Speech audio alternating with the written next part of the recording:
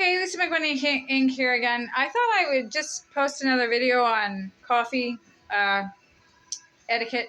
That's not the right word, but so like I said in the last video, I put half a tablespoon TBS tablespoon, half a tablespoon per cup to make a brewed pot of coffee, and I put in approximately 3 cups.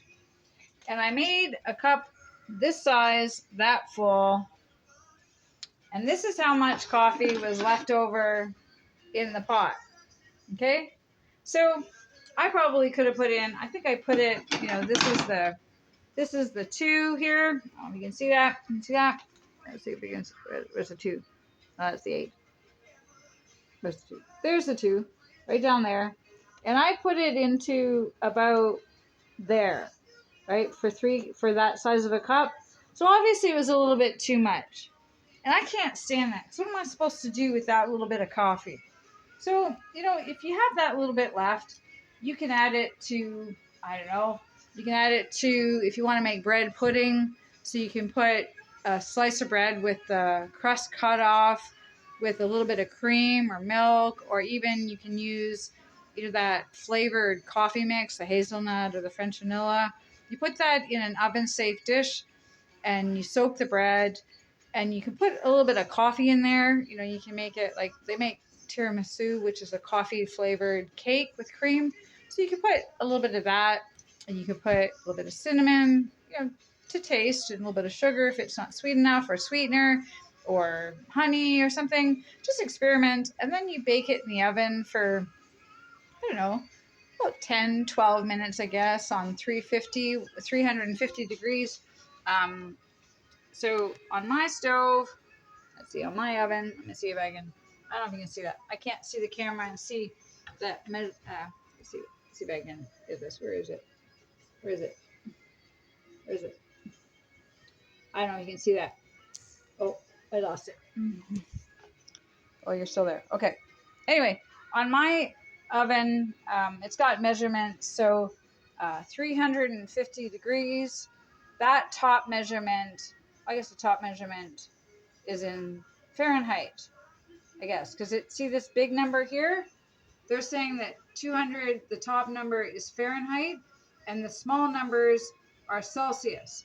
So it's actually 350 degrees Fahrenheit, because the big numbers are Fahrenheit and the small numbers are Celsius. So if you put it to 350 degrees, it's basically the same. And then on my oven, you have to switch it to bake to get the light to come on.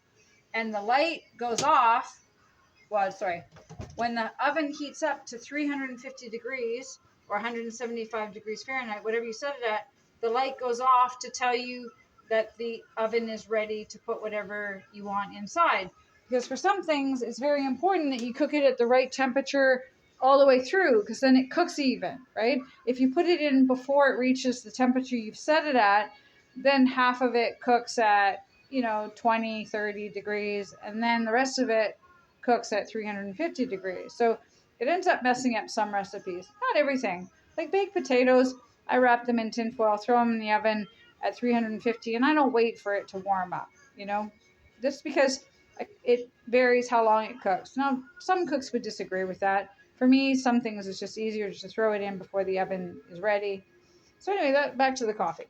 So what I wanted to talk to you about is coffee maker safety.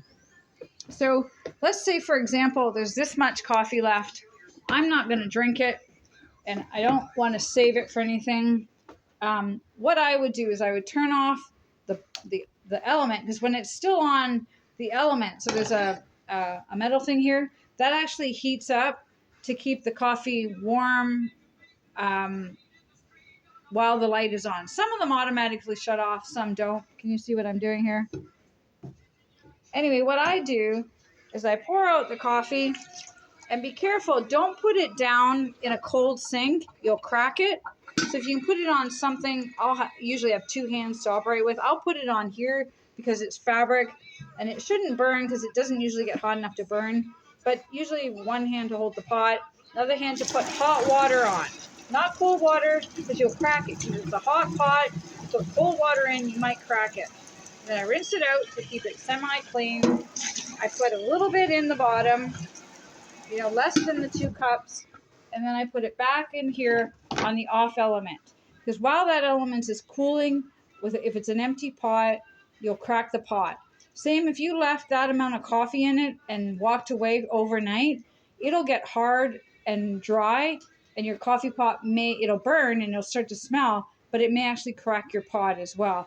These are very hard to replace, the right size. You might think you can get them at the second hand, and you can, but it's usually not the right size, which means you have to throw out the entire coffee maker, and it's such a waste.